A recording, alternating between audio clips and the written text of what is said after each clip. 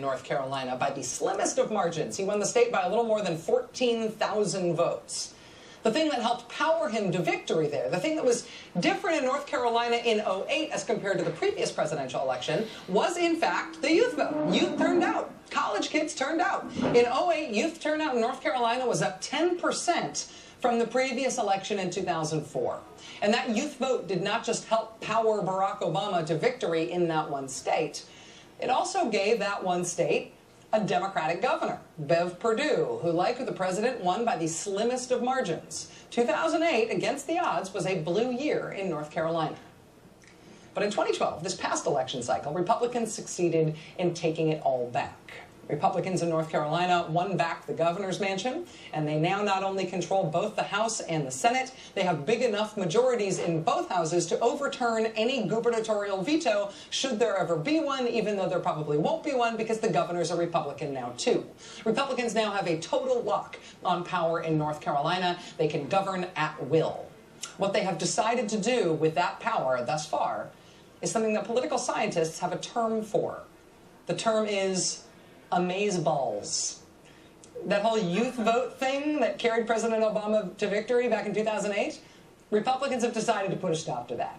North Carolina Republicans introduced a bill in the state Senate this week to curb the college vote in North Carolina, to lower college turnout.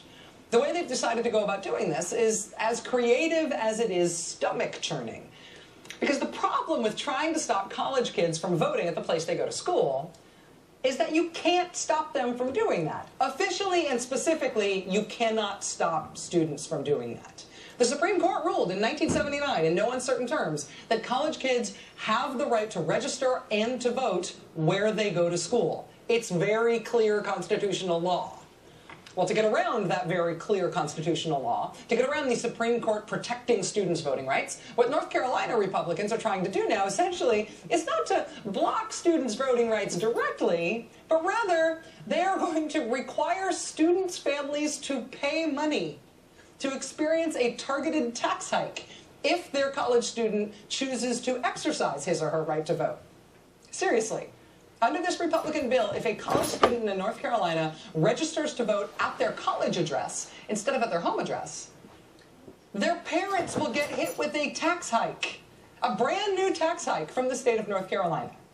So if you are a college kid in North Carolina, there's a voter registration drive on campus, you decide to register. The consequence of that would be that your family will be punished by having to pay more in taxes. How's that for encouraging voter participation? Are Republicans supposed to hate tax hikes? Isn't that the one thing that's supposed to unite the Republican Party now? Yeah, but if this tax hike is just to make sure that college kids won't vote, well, that's a tax hike we can get behind.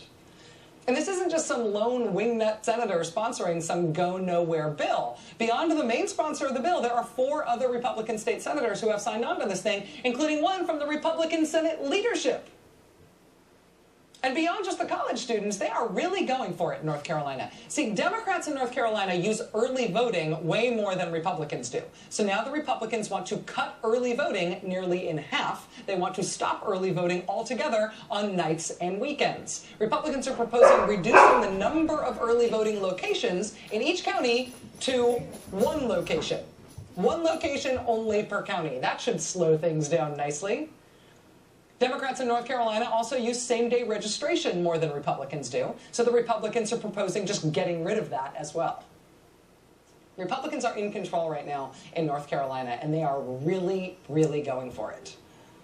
Earlier this year, another state made a similar try at going after college students. Republicans tried that earlier this year in the great state of Indiana. But that bill in Indiana ultimately got pulled from consideration after it went through a thorough round of public shaming.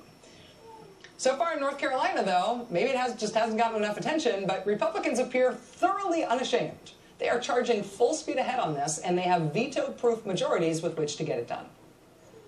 What's happening in North Carolina has not received a lot of national attention, at least yet.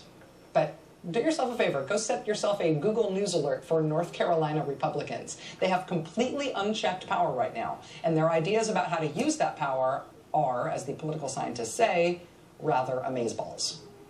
We're going to have more on the unhinging of Republican politics in North Carolina on tomorrow's show.